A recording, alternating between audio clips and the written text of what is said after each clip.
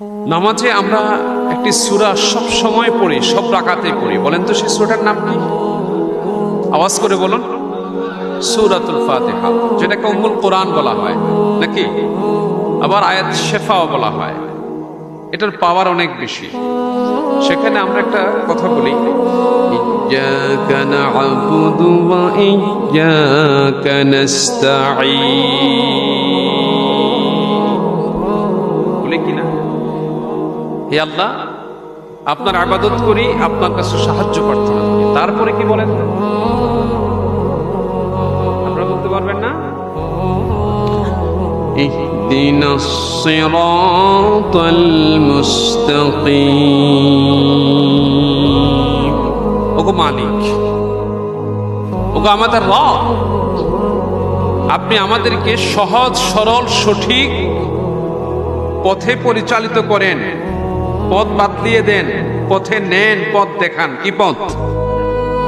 সহজ পথ, সরল পথ, সঠিক পথ, ঠিক কিনা? তারপর আয়াত,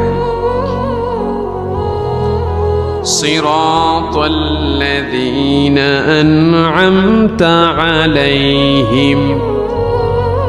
ওগো আমাদের রব, ওগো আমাদের মালিক, আপনি এমন মানুষগুলোর পথে আমাদেরকে পরিচালিত করেন যারা আপনার কাছ থেকে নিয়ামত প্রাপ্ত হয়েছে, যারা আপনার কাছ থেকে সম্মানিত হয়েছে, যারা আপনার কাছ থেকে রহমত প্রাপ্ত হয়েছে। আল্লাহ, আপনি ওই মানুষগুলোর পথে আমাদেরকে আপনি পরিচালিত করেন। আওয়াজ করে বলি সুবহানাল্লাহ।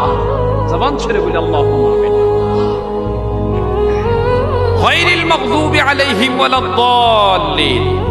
আল্লাহ, যারা পথভ্রষ্ট, যারা আপনার কাছ থেকে গজব প্রাপ্ত, তাদের পথে আপনি আমাদেরকে নিয়েন না। আমিন বলবেন না? শিখিয়ে দিচ্ছেন কে? আল্লাহ।